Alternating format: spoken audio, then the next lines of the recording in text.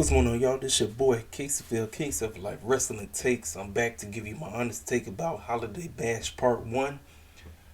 I'm gonna be 1,000% with y'all. I don't know, man. You know, sometimes, man, when I watch AEW, I'm looking forward to at least a decent show.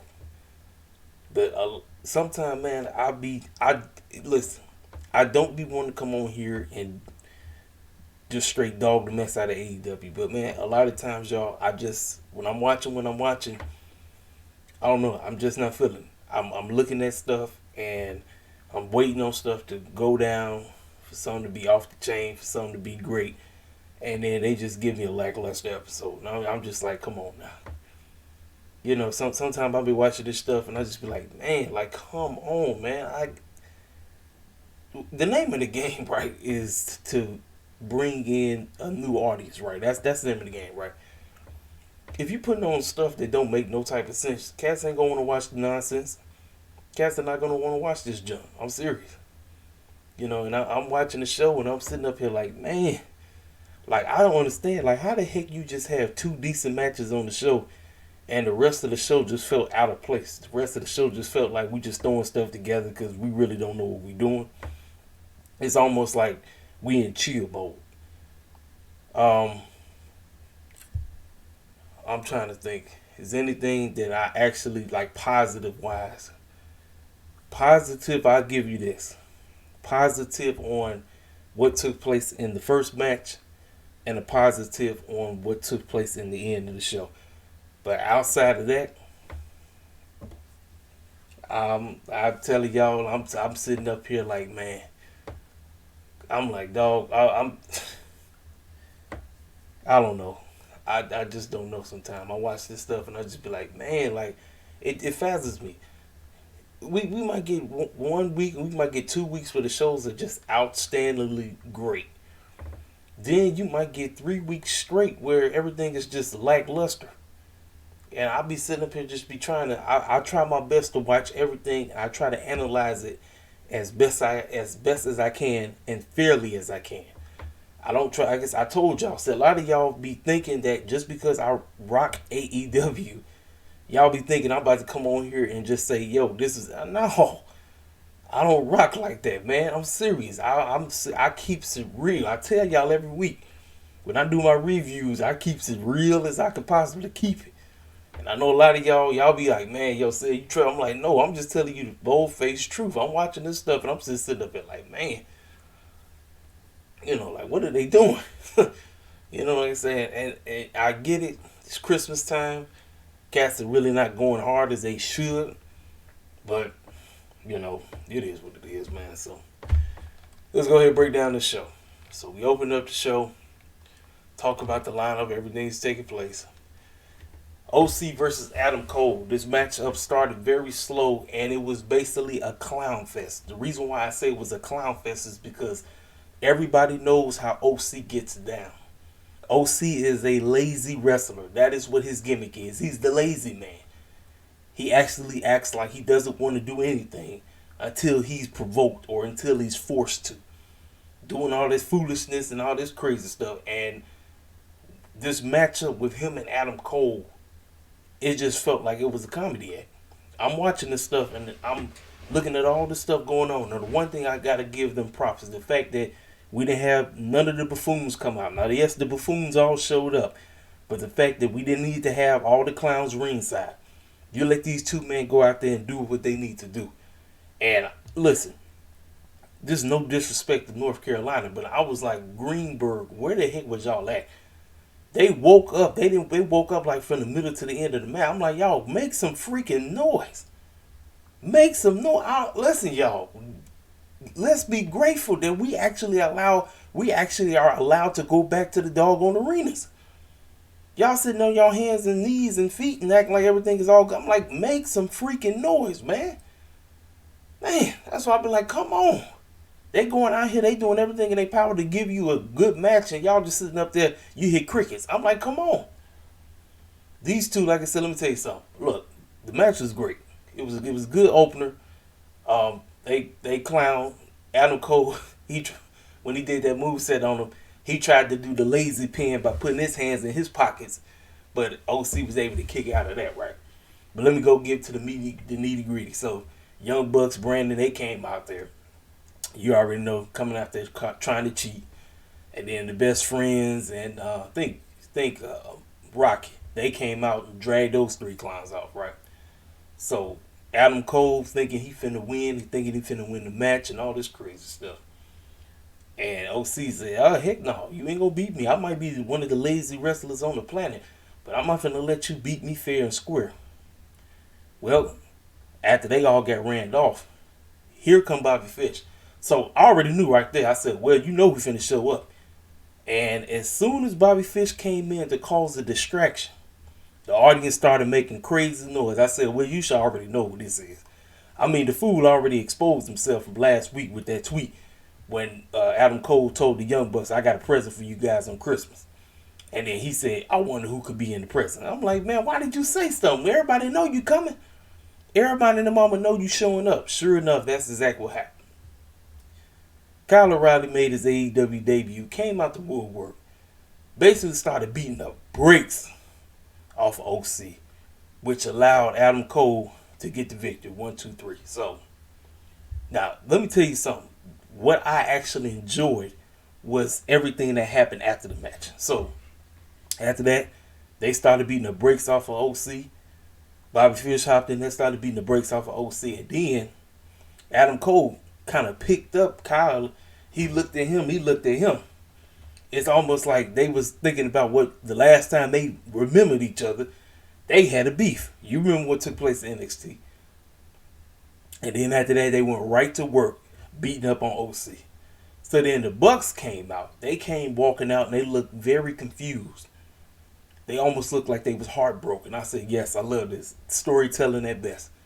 They came out there, they walked out, they got in the ring, and they just looked puzzled. They looked sad and they looked confused. Like, yo, homie, you just came here.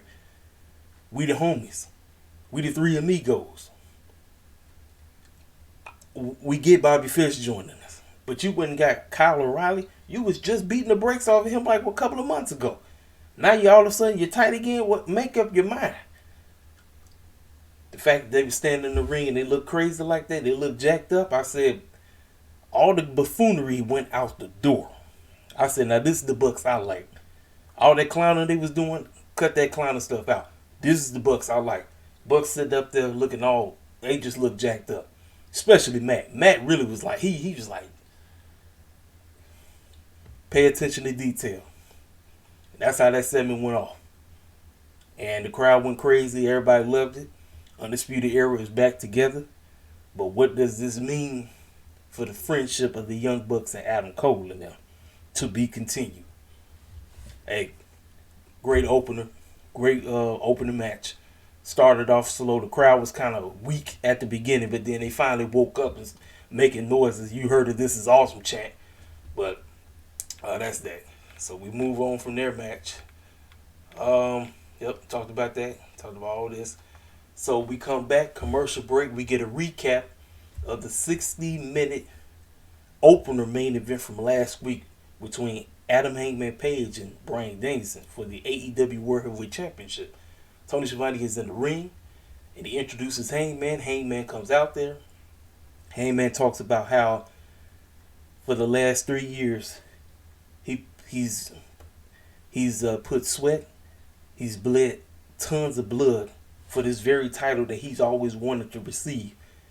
And he talked about how that matchup he had with Bryan was everything that he wanted. However, he's not going to lie. He felt like a straight punk. Now, there was a cat that I seen who basically said that Bryan Danielson made Adam Page look like a punk because of the fact that didn't nobody win and the fact that it went all the way to 60 minutes and that they didn't have no winner. I'll be telling people, see, this is the problem. So we get so carried away with what goes on in the E that we don't appreciate when AEW does the time limit draw. This is the 5th time they've done it. It's not like they do it every time. They only do it when it means something. That time limit draw meant something. The fact that they went a whole 60 minutes for the AEW World Heavyweight Championship means that title means everything. It means everything. You're gonna do whatever it takes to win that championship. So, but he said he felt very disappointed because the fact that he's fought and clawed to get all the way to that picture. The fact that he was not able to beat Bryan, even though he's still standing here with the championship, he felt disappointed. Now, I understand what he's saying because a lot of people was talking about how he was very gasped in that match. The fact that he had to keep jumping out the ring, had to be hanging out there. I mean, look, I thought it was a boxing match. The fact that they was giving him water. You know how when you watch a boxing match and you know how you have different rounds and then cats had to go over in the corner and then they got to wipe the blood off of them. They give them water and all that stuff. Well, that's basically how it was. So out comes Bryan. Bryan starts joining him up, talking, yelling at the crowd, calling them a bunch of millennials. And he talked about he's disappointed because he's nothing more than a poor cowboy. And he said he kicked his behind for 60 minutes. And he said he don't mind doing it again because they already announced that on the AEW Debut on TBS come January 5th, 2022, we will have the rematch. Now, I was thinking that they was going to do the match at Battle of the Belts. So now I'm asking myself, does Hangman turn around and have another match on Battle of the Belts? And who would that be against? You see what I'm saying? So I don't know what we about to get because Battle of the Belts is 3 days right after that because it's on January 8th, if I'm not mistaken, on Saturday night. So the fact he said he can't wait to kick his behind again in the rematch. So Heyman had said, well, you know what? Look, it is what it is. I mean, at least I didn't lose to a B-plus player, and you already know why, because that's exactly what Bryan Danielson has always been categorized as, a B-plus player, even though he's not a B-plus player. Because if you remember, before his run to the World Heavyweight Championship and the WWE Championship back in 2014 at WrestleMania 30, that's what the storyline was. The Authority, which was Triple H and them, saw him nothing more than a B-plus player. So the fact that Heyman threw that punchline in there, that was like a direct jab at him. And then Bryan clapped back, told him he's nothing more than a cowboy. You know, listen, let me tell you something, man. Look, everybody's favorite word at AEW is the S word. Like, that's all they know. They don't know nothing else. Like, that's their favorite word. It's S word this, S word that. That's all they know. You know. But he clapped back. Now, for me, this is, I don't know if y'all peeped this. Tony Schiavone looked like he just froze in the middle of that whole segment. Like, every time they put the camera on him, he just looked like he was just froze. He didn't move a muscle or nothing like that. I'm like, is he okay? He just froze or whatever. I'm like, I thought I was tripping. I said, I'm looking at him watching that. I'm like, Tony Schiavone, like, ain't moving, ain't breathing. He just froze up. But all they did, they just said what they had to say. They said their piece. And that's that. So we get the rematch at January 5th. And so Bryan Danielson has 2 weeks to chill. He won't be wrestling. He won't be, actually 3 weeks. 3 weeks to chill, if I'm not mistaken. He's been wrestling ever since he debuted. So kudos to him, man. Kudos to them. Decent segment. Decent back and forth segment. You know what I mean? Then we got a promo backstage with MJF and the Pinnacle. Talking about in the Spirits. Talking about in Warlow. So it opened up. As y'all do know, Warlow's turning. As the time when he turns, don't know. But he's turning babyface. It's gonna happen. Him and MJF MJF was talking about, man, how much money am I paying you? You know you should have been out there and all this stuff. He said, well, you know what? Let me stop. He said, this ain't about you and me. We hate Punk. This is all about CM Punk. So he said he cut his little decent promo. Decent. You know, he said what he said. Said the foolishness about Sting and Darby. Said that Sting is nothing. He's wearing Krusty the Clown makeup and all that stuff. Then FTR, when Dax hopped on the mic, said what he had to say. And that right there told me, oh, yeah, he's definitely going to be the one to take the pinfall. But he was talking about somehow, hey, you know, he said, hey, I like CM Punk. I really didn't have no issue with you until you got involved with our beef with Sting and Darby Allen. But we're going to show you why MJF and FTR are the best wrestlers in this whole business or something like that. You know, let me tell y'all something, man. The one thing I got to appreciate about cats like MJF, cats like Dax, and the people who work at AEW is the fact that they allow these cats, they give them bulletin point things to say when they cut their promos, and then they just go out there and say what they had to say. And it's authentic, it's real, it doesn't sound scripted at all. It's like right off the top of the dome. I mean, man, you can't be mad at that.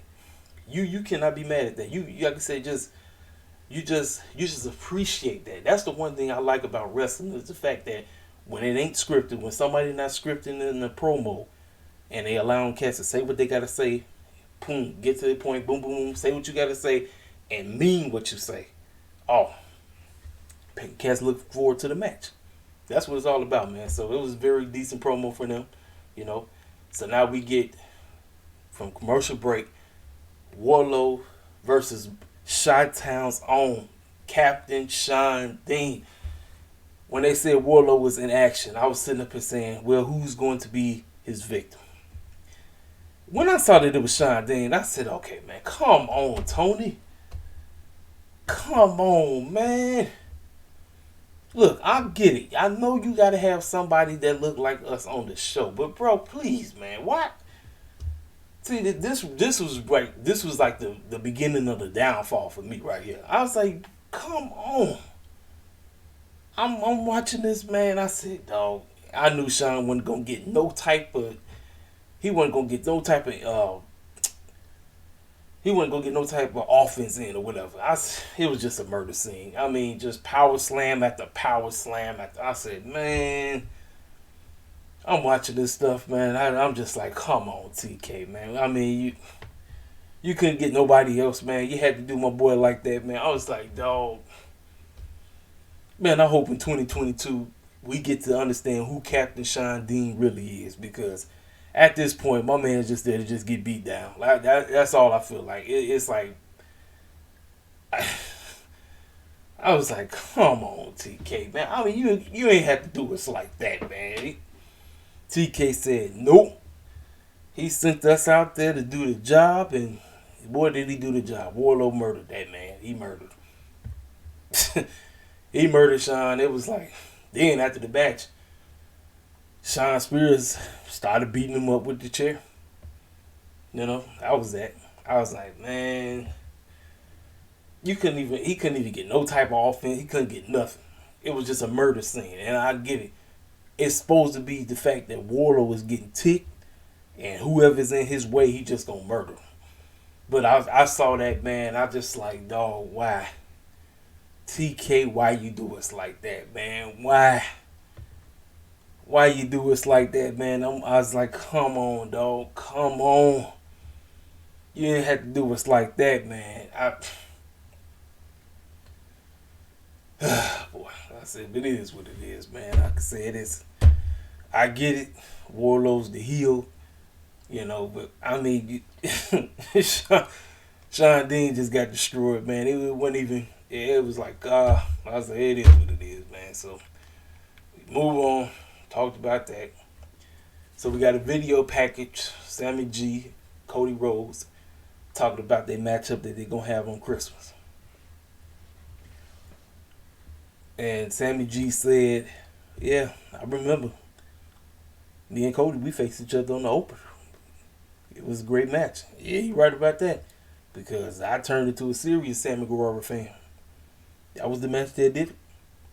That was the match. I didn't know who he was, man. But him wrestling Cody turned me into a Sammy G fan.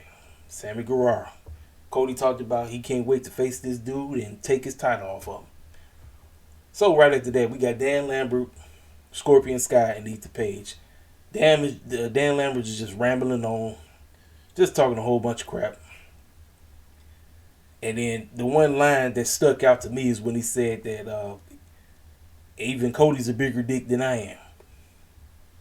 Now, the fact that people was cheering when he said that should tell you something.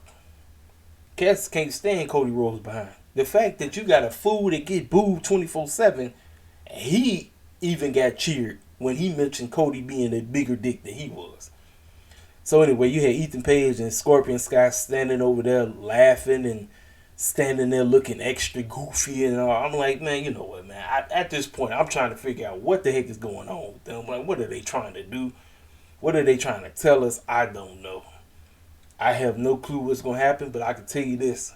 We're going to find out come Friday. Now, the one thing AEW is going to have to learn, Rampage cannot be taped. Because I'm not going to say anything, but I can tell you, I seen the spoiler. That's all I'm going to say. So, after that segment, we got the Christmas special, the Christmas dinner or whatever it was called. Tony Schiavone backstage with Dr. DMD, with Rebel and Jamie Hayter. She talked about how it's Christmas time, but the fact that I got to go against this spoiled brat named Ree who just thinks she can wallow in and get her own match and everything. And she talked about how my girls got my back. And I said, yeah, well, at least one of them does, because Jamie ain't got your back right now. Now, she might be rolling with you right now, but that young lady's going to snap. As when the time comes, I don't know, but she's going to snap. Because every time when they do the DMD thing, she don't do it. She does not do it. Everybody else does it, but she don't do it. Then the fact that she says that this is her kingdom and that she's one of the pillars and all this stuff and everything, and I'm sitting up and saying to myself, like, listen, Brick, yes, you fine, yes, you great, but let me tell you something. You ain't all that like you think you are. Just call it for what it is. You good, but you could be a whole lot better than what you feel you are. You feel me? So that was that segment. So we got the special introduction video. This was a video homage because they introduced in the new Owen Hart Cup that's going to go all the way until AEW Double or Nothing. So check this out, y'all. We ain't even in the new year yet. We haven't even really started building for Revolution, and we already talked about Double or Nothing. We talking about the second pay-per-view of the year, and we haven't even got there. See, this is what long-term booking is all about. This is the one thing that I got to give TK props. The fact that we talking about booking for a second pay-per-view that we haven't even started booking for the first pay-per-view. Kudos to TK. So this video was basically a tribute to Owen Hart. A lot of the wrestlers got up there and said why that he inspired them. They loved his matches and they enjoyed so much, and a lot of things that he did, they took it and added to their arsenal, and they looking forward to being a part of this cup. This is a celebration of his life. And you know, I seen fools online talking about how this is just a dig at WWE. This is Martha Hart trying to make money and TK trying. I'm like, you know what, y'all? I told you, it don't matter what AEW does. People are just gonna find ways to take a dump on them. And listen, I tell you, if it's constructive criticism, fine. But some of y'all just be hating just to be hating. And I've seen people just taking a dump on them, talk about Owen Hart is always going to be connected with WWE, AEW. They can kick rocks with this. Listen, man, I told y'all I ain't watched the New Generation era, so I can't even talk on that. But the fact that Martha Hart and all of them is behind TK with them, and they are looking forward to this being a celebration of his life with crowning a female and a male Owen Hart tournament winner, cup winner. That's cold, man. You can't be mad at that. You cannot be mad at that at all, man. It's a celebration of life. Because WWE did that man wrong. The fact that man died in the middle of a pay-per-view and Vince McMahon and them was still going on live with the show, the fact that they didn't cut the show off at all, that should tell you exactly how Vince McMahon gets down. I've been trying to tell people who love the E, the guy named Vince McMahon is not who y'all really think he is. This guy is full of crap. He really is. This dude is straight. He's a demoniac. Like, for real. It's not even funny. I'm not even trying to be funny. He's a demoniac. He satanic to the core. The fact that he allowed that man died in the middle of the ring and he didn't give a crap. He didn't care. So Martha, she like, look here, I'm not finna let this fool try to honor my late husband. No. She said, I'd rather, and the fact she trusts TK. She ain't had to do this. TK ain't had to do this. People talk about they just doing this for money. They doing this for ratings. No, this is a celebration of his life and his achievements and everything that so many people then took and added to their arsenal of wrestling attire and how they wrestle and everything, and they looked up to this cat. It's a celebration of life, man. That's what I look at it as. I look at it as this is a good thing. So kudos to TK for doing this. This was actually a decent spot. I like that spot. It was great. So I'm looking forward to whoever's going to. Now, here's the deal. I actually did think that they was going to announce all the cats that was going to be a part of this, but obviously they didn't. It was just a little, let's give a little tribute, you know. So right after that, fans started chanting Owen Hart. You went around the crowd, everybody was saying Owen, Owen, Owen. So right after that, Nyla Rose music hit.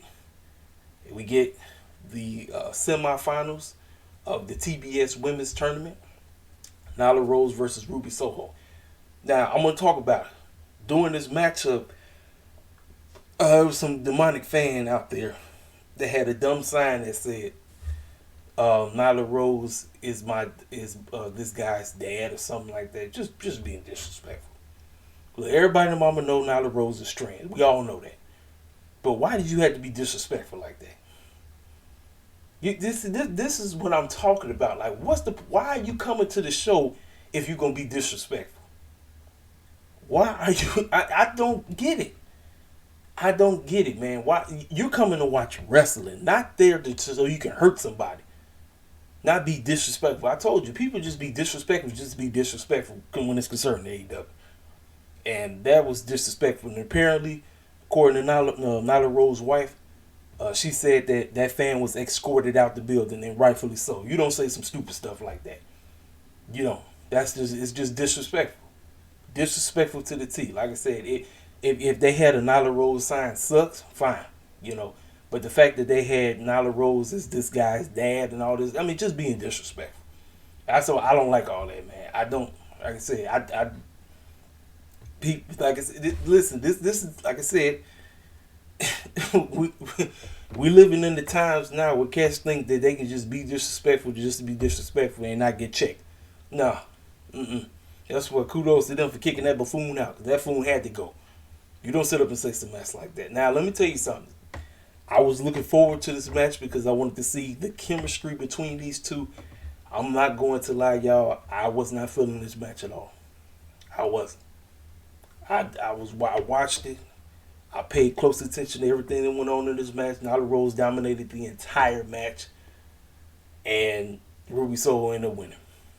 As I called it. I knew Ruby was going to win. I knew she was going to win.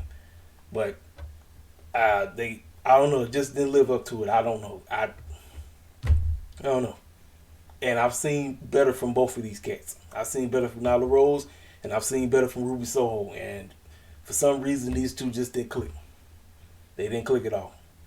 You know, and you know, it is what it is. So, but like I said, Ruby Soho, and then right after the match, she started crying. That's because everybody and their mama knows she winning this championship. I told y'all, this title is Ruby's to lose. It's Ruby's to lose. So there you have it, folks. That's it. So Ruby wins. There you have it. So we got a video package from Serena Deeb talking about Hikaru Shida, saying that this ain't over. That she said she's blaming the fact that she threw her into the turnbuckle and her head hit the turnbuckle, and that she won because she claimed that Shida cheated. She said, no, this girl ain't getting away with this. You think just because we had 3 matches, you think this stuff is over? Next to the freaking no, it's not. I'm about to see you again and I'm going to mess you up. I said, you know what, man, listen. I thought the feud was done. I thought it was over. But apparently we're going to have it again. We're going to have part 4. Whenever they plan on doing part 4, I don't know. But Serena was serious. Serena said, look here, I'm not done with this girl. I ain't done with her. When I see her again, I'm going to mess her up. I said, okay, girl, talk your stuff. Say what you got to say. Now, like I said, I still think part 2 was better.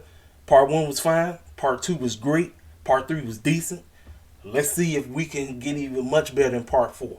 But spread it out. I'm not trying to see it next week. I'm not even trying to see it 2 weeks from now. Maybe you can hold this all the way. I don't know if they can do it, but maybe they can hold this all the way off until Revolution. I'm not sure if we can hold it off that long, but it is what it is. So, but the fact is, this is kudos to TK, because what have we been asking? We've been asking for strong feuds in the women's division, and we're getting it.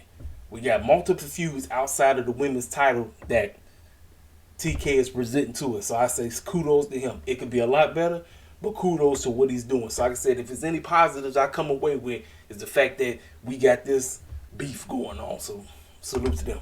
So after that, we got Malachi Black versus Griff Garrison of the Varsity Blondes. This matchup was 1, 2, 3. But here's the deal. This matchup was designed to showcase what Griff Garrison has brought to his arsenal, or has he improved in the ring. I'm going to say I've seen a little bit. Think Griff could get a little bit better, but you already knew what was going to happen. Malachi Black ate him up for lunch, breakfast, and dinner. I mean, he just destroyed the guy. He tried, and then he beat the brakes off of Brian. Brian was trying to do a little something too, but it just didn't work. Malachi Black destroyed both of them. Now, for me, I was thinking that we was going to get Brody King, because Brody King is already signed.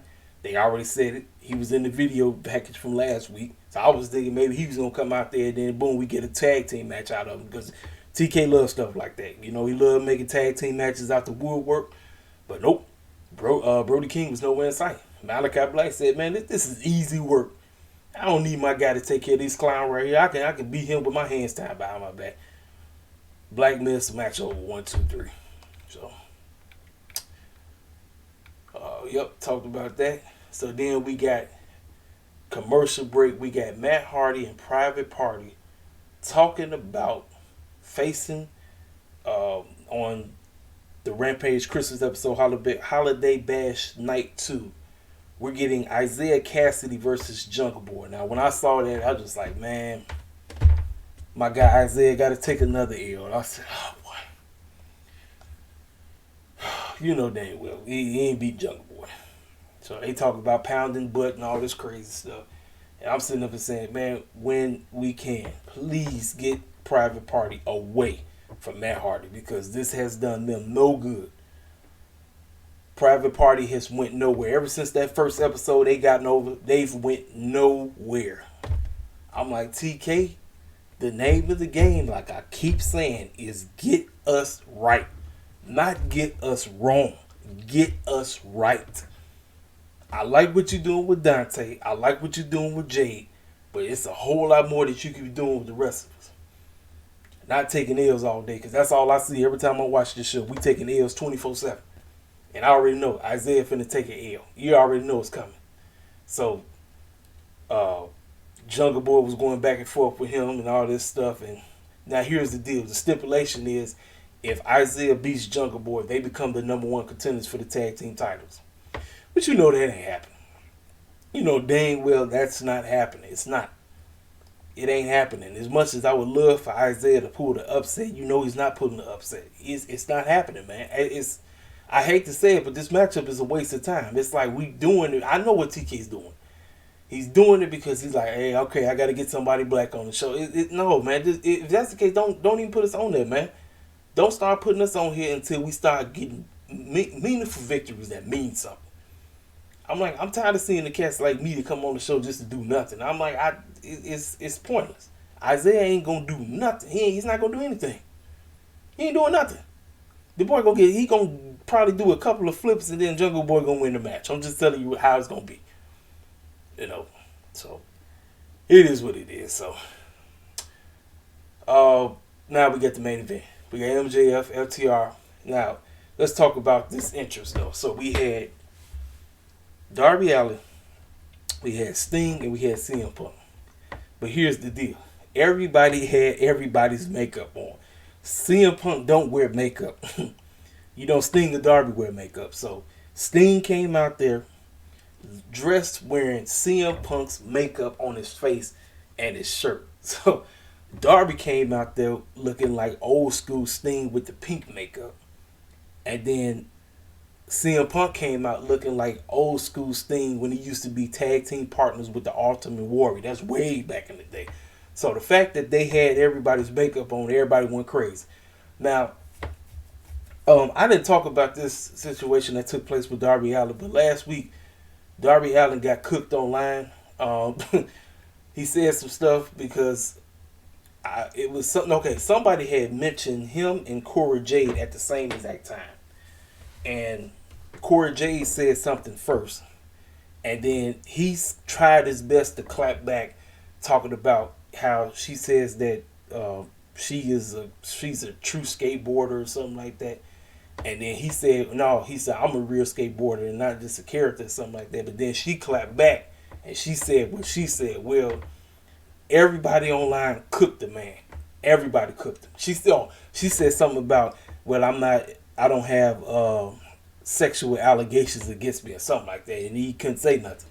So everybody cooked the man. Everybody cooked him and all that. If I was that man, I wouldn't have said nothing. Now, for me, when it comes to Darby Allen and the sexual allegation stuff, I don't know if the man did it. I don't know if he's guilty. I don't know if he's not guilty. I can't make that call. Everybody online, they just think he's guilty. Everybody think he's guilty. Me, I can't make that call. I'm just being honest as I can. You know, I don't know.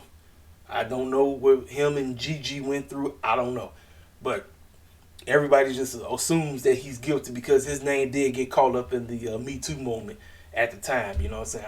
Like I said, it is what it is, man. I don't know. But the fact is, if I was that man, I wouldn't have said nothing. I wouldn't have said anything because he got cooked. The internet cooked his tail. I'm like, hey, I mean, he jumped right into it. So, you know, it is what it is. So, we all out there. Everybody's out there. This was a great 6-man tag team match. This is basically, at first it started off like a house show because the cats were just out there having fun. MJF running around there, acting like he don't want to get hit by CM Punk. And Sting, let me tell you something, man. For somebody who's 62 years old, this dude can still go. He can I'm like, dude, listen, man.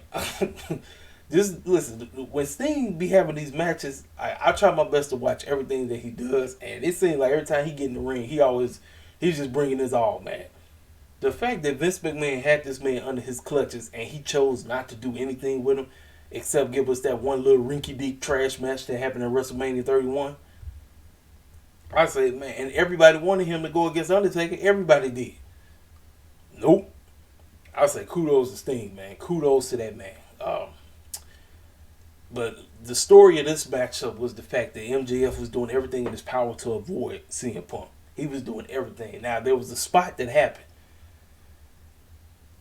Sting threw MJF off the rope into FTR, and when he landed, he ducked his head because it looked like he hit his head on the concrete floor. But he ducked his head, and that would have been drastic. That would have been a terrible, situation. And I even think Darby checked on him to make sure he was good and everything. But the story of this matchup was he's going to do everything in his power to avoid CM Punk. They got into it just a little bit, but I like that because we don't want them wrestling each other. That's the name of the game. You don't want CM Punk and MJF wrestling until it's the one-on-one matchup. That's what we want. That's where the money is. The matchup is CM Punk, MJF. So towards the end, who I knew was gonna get pinned because he cut the promo. My man Dax Harwood.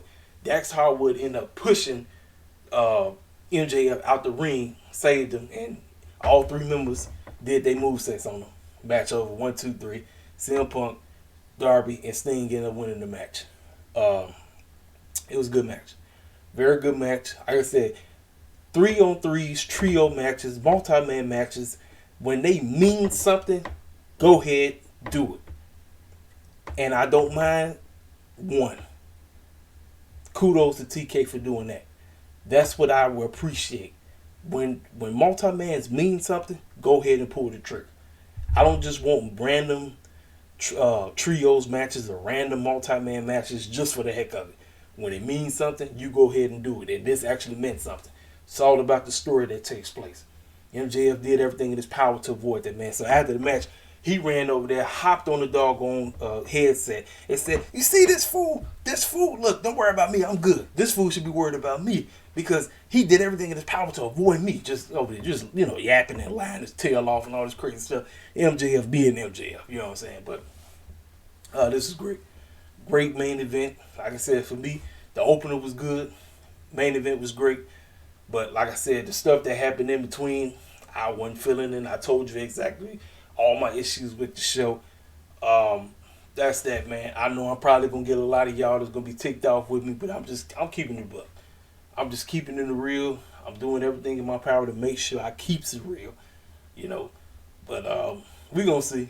We're going to see what happens on Rampage because I'm expecting Jungle Boy to beat Isaiah.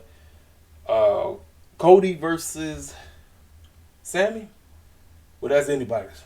That's all I'm going to say. That's anybody. Anybody can win that match. Anybody. So, that's that. So, yeah, you know, y'all know what to do. This your boy, Caseyville, King Self Life. Hit the freak comment section up. Like the video. If you're new to the channel, feel free to subscribe. I'm out. I'll let me.